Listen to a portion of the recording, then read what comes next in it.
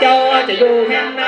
พามจะไปตามเมืองสมอ่อนชาลีกับน้องงามอ่อนจะเอาสมอ่อนไปเป็นทับจำเป็นละข้าเป็นเขากี่น้ำมาเราจองเว้นเขากี่ระน้ำมาเราจองเขาเป็นระนันบอกขาตีกันว่าเป็นมัวหาดาวเรือนายบรรยายเป็นคนสิงหูวันสีในเข้ากี่กันหน้าชาลีบอกาบอตาลาดอนันดานันลาดอนันดานันดาเลยเอาว่าระดับแม่นเราบินขันตังจน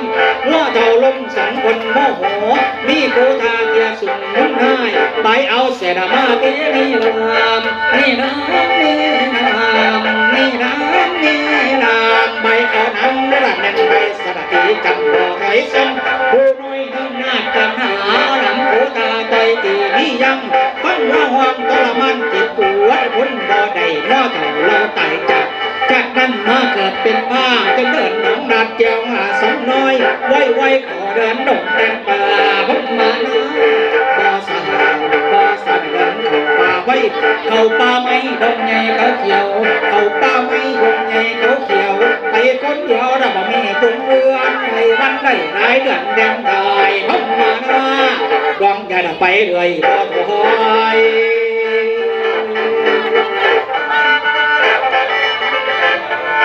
ใจลอยคิดถึงแผ่นดินใจลอยคิดถึงแผ่นดินความโศกีโศกเศร้าโศกานั่งตาลิ้นไหลนั่งร้อยโศกเศร้าโศกาหัวเอ๋ยอานิจจาต้องมานั่งโศกเศร้าโศกาพระมานาไปเดินไปวีอีตาพัมแล้วก็เปิดทีอีเดินทีบ่ถอยเจ้าไปบ่มามันนี่สิผ้ามวนเต็มที่เลยก่อนสิเมื่อนี้จากเบื้องหน้าก่อนเสียงล่าผ้าจากเบื้องหน้า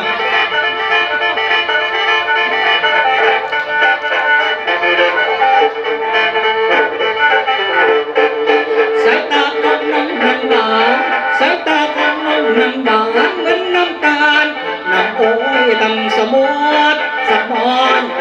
ลอยไปหาเธอโอ้แม่นวลพระพี่รักเธอซะแล้วสายตาของน้องนี่ไม่อยู่นิ่งเฉยรอสายตาเอามาน้องมาเอามาน้องมารักกันมากับพี่เถิดนาวันนี้หมอลำเดชาวันนี้หมอลำเดชาพี่ปาตนาน้องมาเป็นผู้รักแม่สมตรูพี่เดชามาพอกันอาสาเบิดอย่างโมหายังบ่เลยน้องแก้วกันกันแล้วให้ที่แอวรถสองแถวซื้อแล้วน้ำเอ้ยสิมอขี่เงินบ่มีสิหาให้ใส่บ้างแต่ใจละของนั่งนี่ก็หามาต่อต่อใส่กันเอ้ยนั่นนั่นในนั่นนานั่นวันนั่นในนั่นนา